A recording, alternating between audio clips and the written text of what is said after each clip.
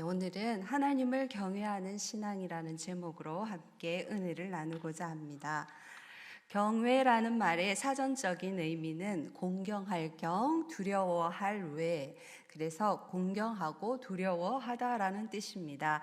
그런데 이 단어는 일반적으로 사람에게는 잘 사용되지 않고 주로 사람보다 훨씬 더 월등한 존재와 관련하여 사용이 됩니다. 그리고 성경에서 주로 사용될 때는 하나님과 관련하여 사용됩니다. 그리고 성경에서 사용되는 경외라고 하는 이 말은 하나님에 대한 어떤 무서움이나 공포심 이런 것이 아니라 하나님의 주권과 하나님의 영광을 인정하는 우리가 그분의 존엄, 그분의 높으심에 대한 신앙을 표현할 때 경외라는 말을 사용합니다.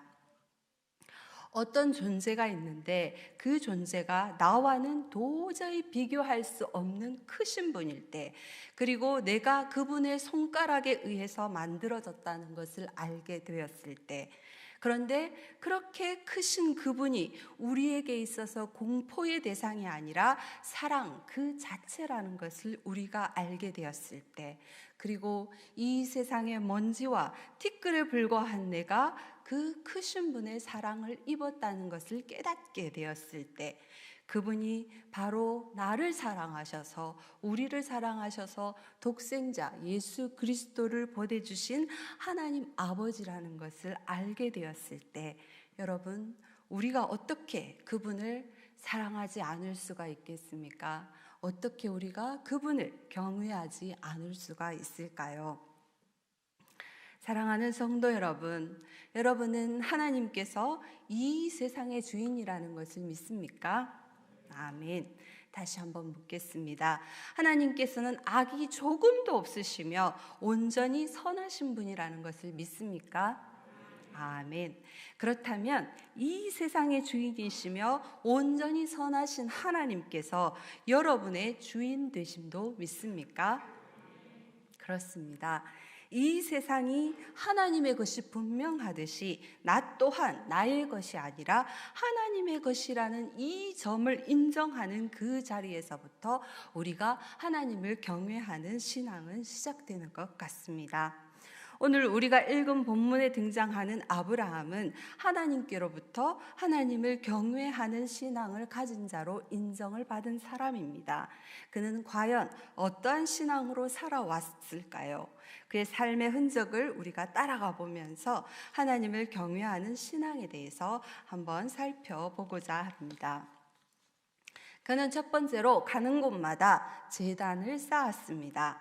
아브라함에 대한 공식적인 기록은 창세기 11장 후반부에서 잠깐 언급되고 그 족보에서, 그 다음에는 우리가 너무나도 잘 알고 있는 창세기 12장에서 하나님께서 말씀하시죠. 너는 너의 고향과 친척과 아버지 집을 떠나서 내가 내게 보여줄 땅으로 가라 고 말씀하시는 그 아브라함을 부르시고 선택하시는 그 부분에 있어서부터 본격적으로 시작됩니다. 그때의 아브라함의 믿음에 대해서는 창세기 12장에서는 정확하게 말하고 있지 않습니다. 하지만 우리가 여호수아 24장 2절에서 3절을 보면은 아브라함의 할아버지 데라가 갈대아 우르에 거할 때 우상을 섬겼으나 하나님께서 아브라함을 그곳에서 이끌어내어 가나안 온 땅을 주고 그 씨를 번성하게 하려고 이삭을 주었다라고 증거하고 있습니다.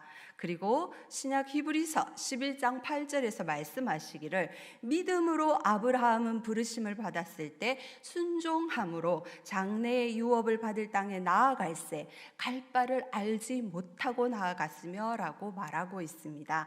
이것을 볼 때 우리는 창세기 12장에서는 아브라함에 대한 그 신앙 상태를 정확하게 표현하고 있지 않지만 이 두 구절의 말씀을 볼 때 우리는 아브라함은 하나님의 그 특별한 선택의 부르심을 받았을 때 아무 의심 없이 그분의 말씀을 믿었고 또 믿음으로 순종했다는 것을 알 수가 있습니다.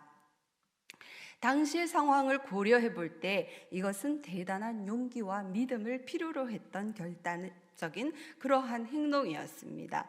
왜냐하면 당시는 시족 사회였고 그 지방과 정착하고 있던 안전한 지역, 안전한 땅을 떠난다는 것은 반대로 생명의 위협을 무릅써야 한다는 것을 전제하고 있기 때문입니다.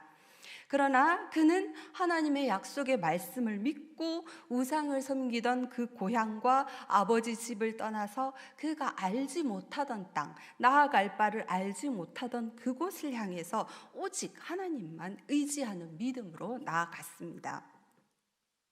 아마 여기서 아브라함의 믿음의 순종이 없었더라면 지금 우리가 부르는 믿음의 조상 아브라함은 아마 그 이름이 다른 이름으로 바뀌어져 있을 수도 있었겠지요. 그러나 그는 믿음으로 그 나아가야 할 바를 알지 못하였지만 순종하였습니다. 그리고 그는 그 믿음의 표현으로서 가는 곳마다 제단을 쌓았습니다. 제단을 쌓는다는 것은 오늘날로 예배를 드렸다는 뜻입니다. 가는 곳마다, 그러니까 장막을 치고 거주하던 곳마다 일주일이 될 수도 있고 한 달이 될 수도 있고 1년이 될 수도 있고 그 장소에서 그 장막 친 곳에서 얼마를 머물든지 간에 그는 그 거주지를 옮길 때마다 하나님께서 지금까지 나를 인도하신 그분, 그리고 자기를 돌보신 그 하나님께 감사하면서 예배를 드렸다는 것입니다. 여러분, 그렇다고 아브라함이 완벽한 삶을 살았던가요?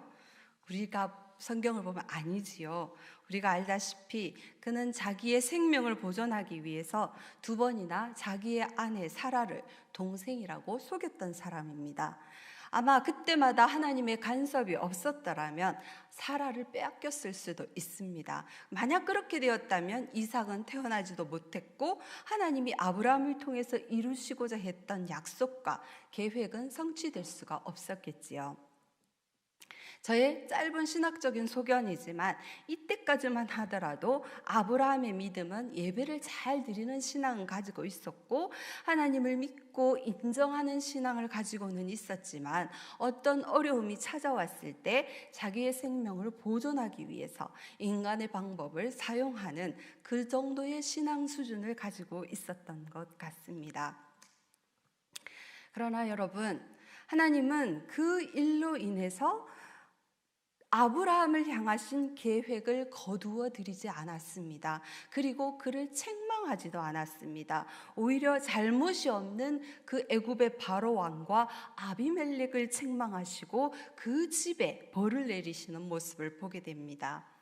우리가 아는 공의로우신 하나님 아버지께서 왜 이렇게 우리 눈에 불공평한 것과 같은 그러한 일을 행하셨을까요? 여러분, 그것은 하나님은 친히 아브라함을 선택하시고 부르실 때 주셨던 그 약속을 성취하기 위해서, 그리고 하나님 당신이 선택한 사람을 이 세상에서 버려두지 아니하시고 어떻게 지켜나가시는지, 하나님은 바로의 하나님도 아니고 아비멜렉의 하나님도 아니고 오직 아브라함의 하나님이라는 것을 확실하게 아브라함에게 보여주시기 위한 것이었습니다. 사랑하는 성도 여러분, 아브라함은 비록 부족한 것이 많고 연약한 사람이었습니다. 그가 머무르는 곳에서는 어디든지 몇 날이든지 하나님을 믿는 믿음의 예배를 높여 연약한 사람이었지만 그는 하나님에 대한 예배를 항상 올려드렸던 사람입니다. 하나님께서 그 예배를 기쁘게 받으셨기 때문에 연약한 사람이지만, 연약한 그이지만 믿음의 조상으로 선택하신 것을 후회하지 않으시고 그가 넘어질 때도 다시 일으켜 주시며 하나님께서 아브라함과 함께 하신다는 것을 친히 보여주신 것입니다. 그러한 은혜의 하나님을 경험한 아브라함의 믿음은 성장하고 또 성장하여서 세월이 갈수록 그 믿음이 성장함으로 말미암아 오늘 우리가 읽은 본문에서 보면 드디어 12절 말씀에 이제야 내가 나를 경외하는 줄 아노라 라고 하시는, 하나님이 인정하시는 하나님을 경외하는 신앙까지 이르게 된 것입니다. 알고 보면 하나님이 우리에게 원하시는 것은 아주 거창한 것이 아닌 것 같습니다. 단지 창조주 되신 하나님을 믿어 드리는 것, 그래서 그분의 영광과 존귀에 합당한 예배를 올려 드리는 것. 하나님께서는 당신의 영광을 다른 것에 빼앗기는 것을 가장 싫어하십니다. 하나님이 욕심쟁이라서 그런 것일까요? 그건 아니겠지요. 이것은 하나님이 바로 오직 하나님만이 경배를 받으시기에 합당하신 분이라는 이 사실이 곧 진리이기 때문입니다. 사랑하는 성도 여러분, 우리가 교회에서 드려지는 우리의 공동체 예배를 참으로 소중히 여기시기 바랍니다. 이제 거리두기도 모두 해제되고 얼마든지 함께 모여서 예배 드릴 수 있게 되었습니다. 정말 우리가 얼마나 바라고 그렇죠? 기도하던 일인지 모르겠습니다. 우리의 삶 속에서 드리는 영적 예배도 너무너무 소중하지만 우리가 이렇게 함께 모여서 예배 드린다는 이 자체는 바로 우리가 한 분 하나님, 한 분 예수님, 한 분 성령님 안에서 서로 연결되어 있다라는 증거입니다. 우리가 드리는 이 공적 예배는 예수님 안에서 하나님이 나 개인의 하나님을 뿐만 아니라 우리 모두의 하나님이라는 그러한 신앙의 고백인 것입니다. 그런 의미에서 형제 자매 여러분, 주님 안에서 사랑합니다 하고 서로 잠도 깨실 겸 인사 한번 하시죠. 주님 안에서 사랑합니다. 네, 감사합니다.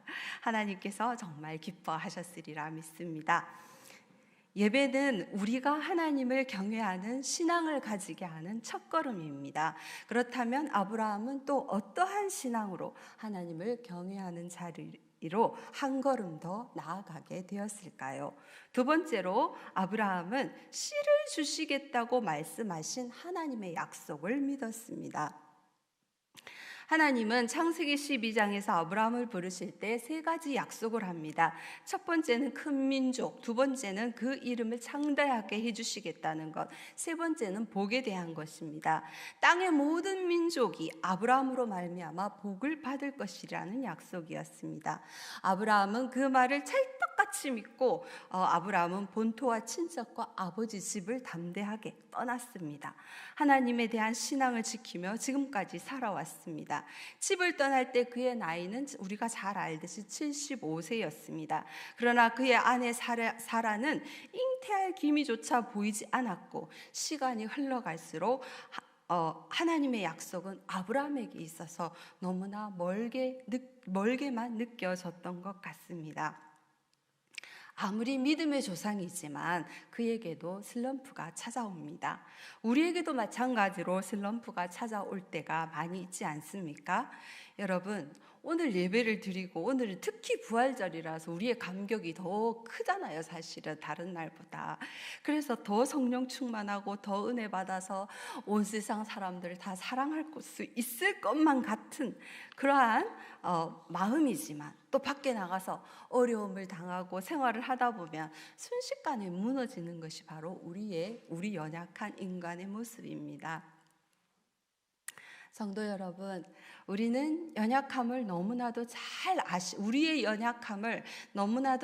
아시는 하나님은 아브라함을 먼저 찾아오셨습니다. 창세기 15장 1절 우리 다 같이 찾아보도록 하겠습니다. 창세기 15장 1절 말씀입니다.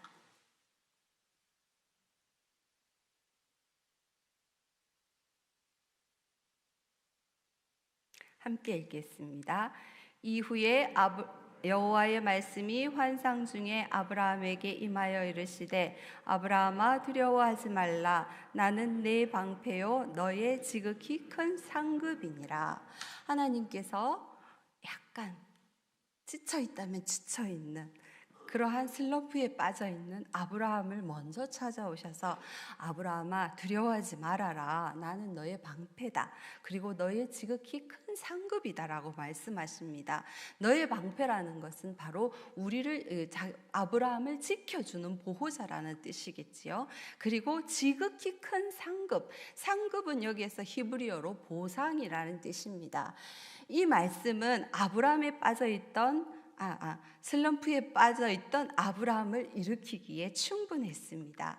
우리가 슬럼프에 빠져있을 때 하나님께서 우리를 찾아오셔서 내가 너를 사랑한다. 두려워하지 말아라. 내가 너를 지켜줄게. 내가 바로 너의 보상이야. 라고 말해준다면 어떻겠습니까? 우리가 네 하나님 하고 벌떡 일어나지 않겠습니까? 이처럼 아브라함도 그와 같은 마음이었던 것 같습니다. 하나님이 나의 보상이라는 말은 하나님 자신을 주신다는 것과 똑같습니다. 아브라함에게 내가 너의 보상이야. 그 말은 나를 너에게 줄게. 이 말하고 하나도 틀리지가 않거든요. 아브라함은 그런 따뜻한 하나님께 아이같이 푸념을 해봅니다. 15장 3절입니다.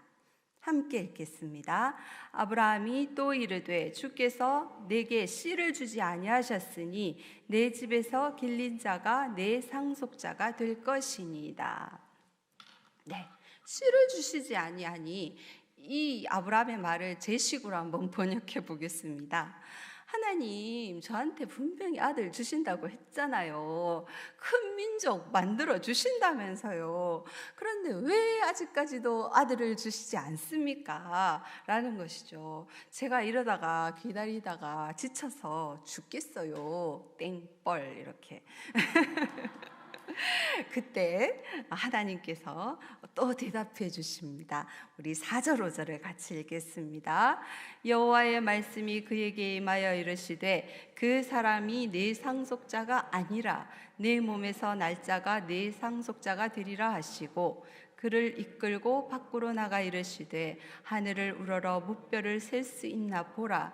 또 그에게 이르시되 내 자손이 이와 같으리라 하시니라. 아멘.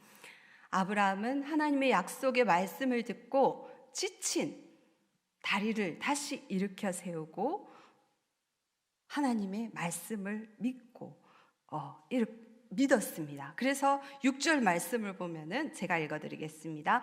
아브라함이 여호와를 믿으니 여호와께서 이를 그의 의로 여기시고, 바로 하나님께서 지금 내가 길리운 자가 아니라 내 몸에서 날짜가 내 상속자가 될 것이다. 그리고 내 후손이 뭇별과 같이 많아질 것이다. 이렇게 다시 한번 약속하셨을 때 아브라함은 그 말을 다시 믿었다라는 것입니다.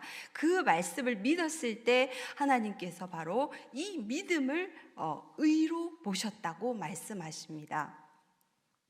사실 아브라함은 언제 이루어질지 모르는 하나님의 약속을 다시 믿은 것입니다.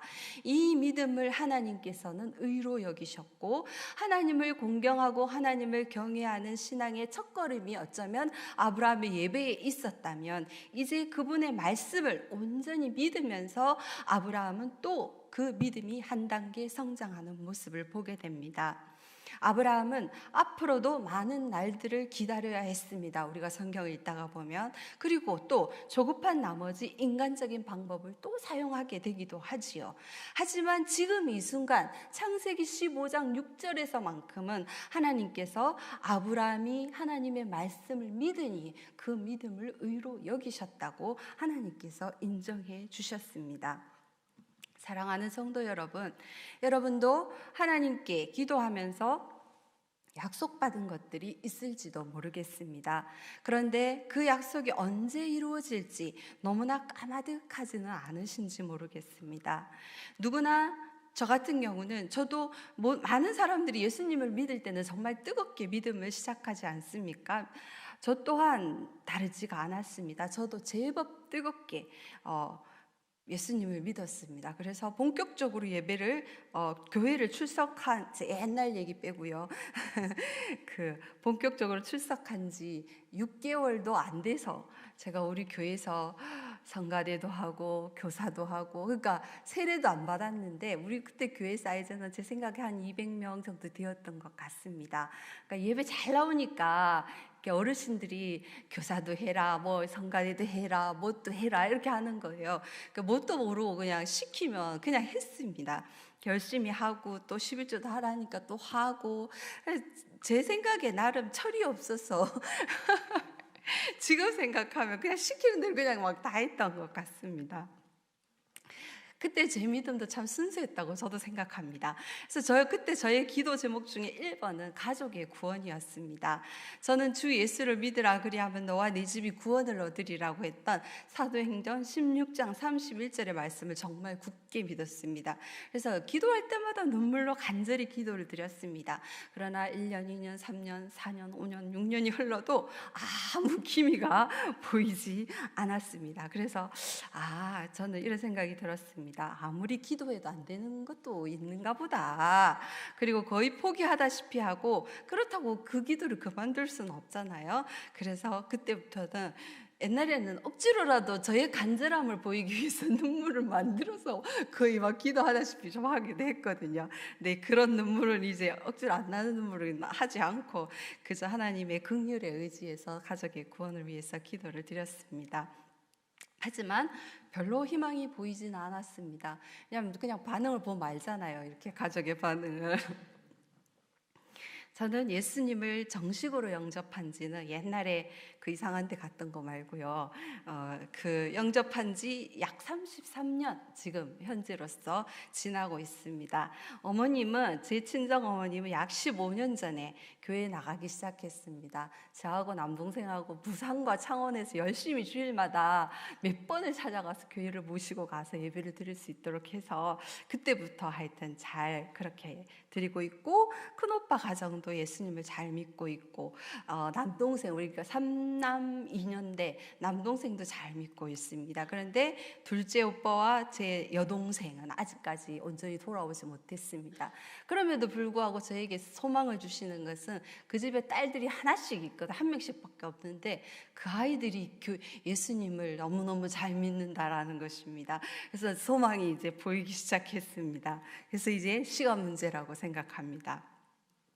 참 오랜 세월이 걸렸고 그때 저의 눈물의 기도가 별 의미 없이 느껴졌지만 지금 돌이켜 생각해보면 하나님께서 하나도 흘려버리지 않으셨고 나의 때 그리고 저의 방법이 아니라 하나님의 때와 하나님의 방법으로 이루시리라는 확신이 지금은 있습니다.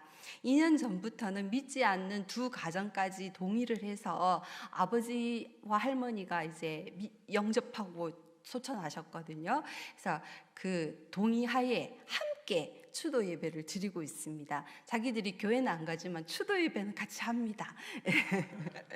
이토록 신실하신 하나님을 어떻게 경외하지 않을 수가 있을까요?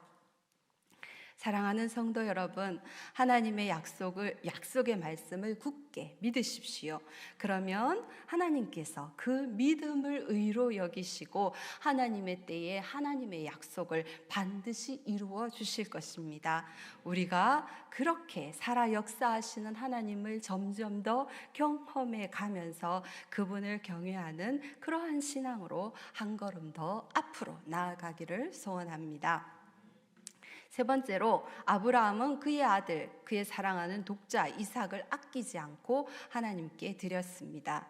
우리는 아브라함이 독자 이삭을 얻기까지 25년이 걸렸다라는 것을 잘 알고 있습니다.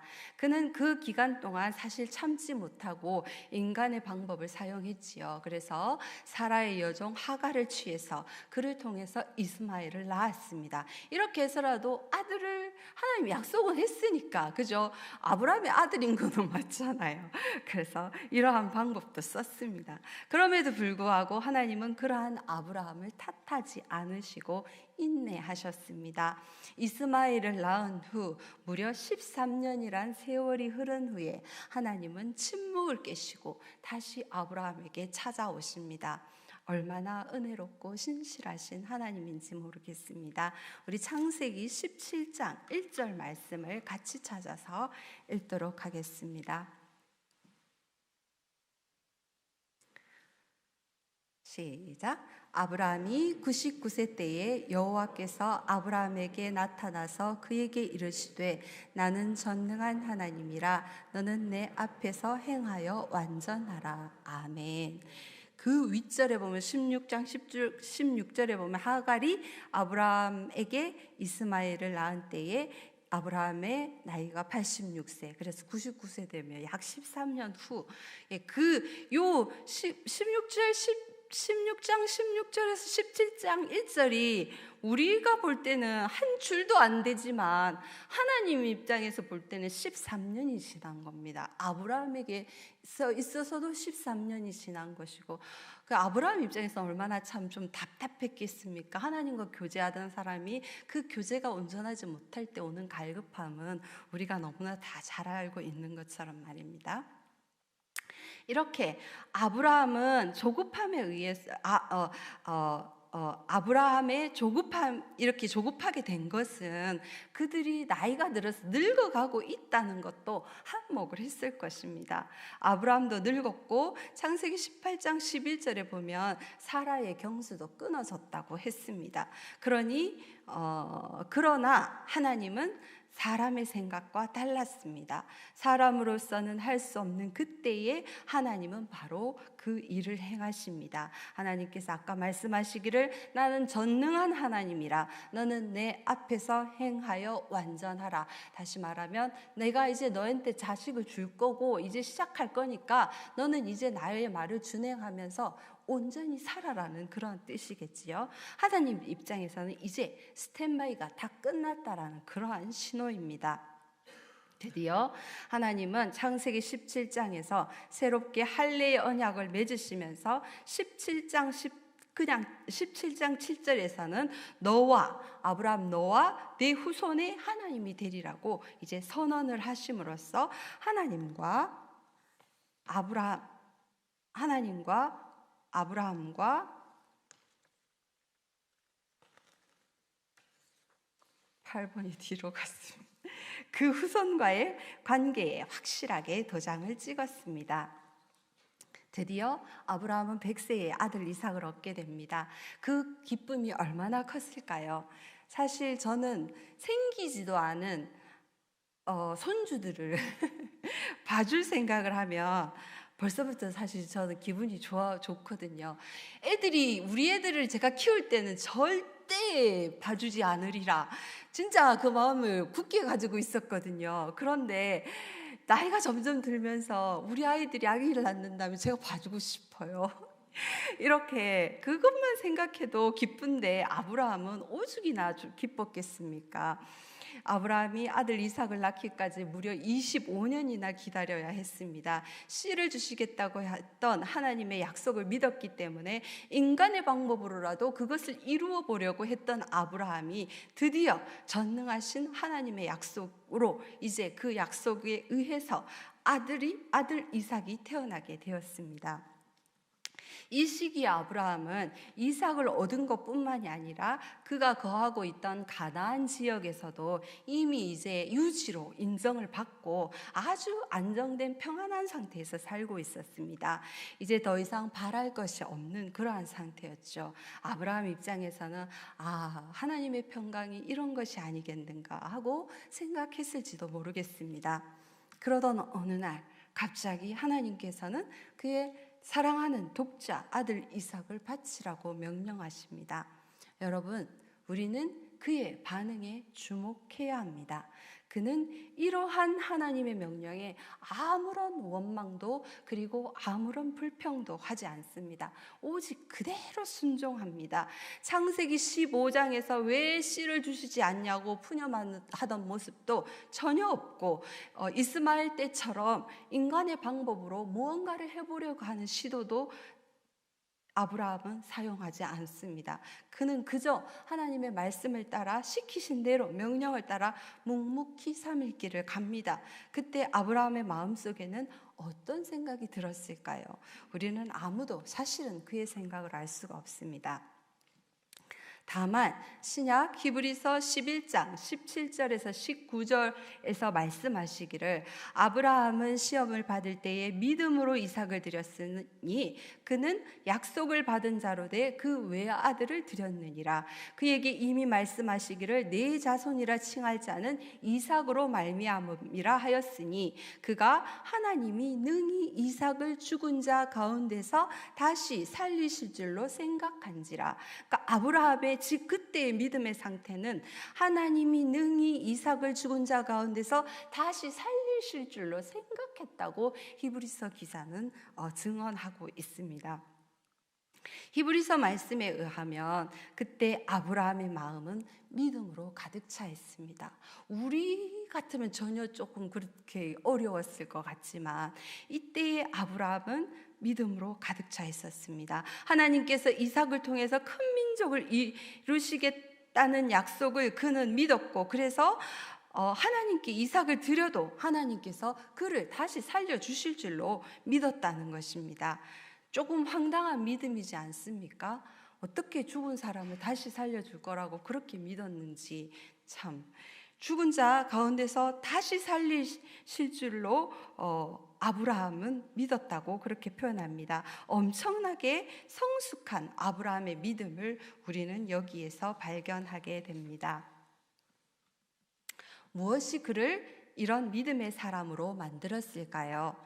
그것은 그를 우상을 섬기던 고향집에서 빼내어서 하나님의 사람으로 택하여 주셨고, 부족하고 연약한 자신이지만 하나님께서는 그의 평생에 신실하게 인도하신 하나님을 충분히 경험했기 때문입니다.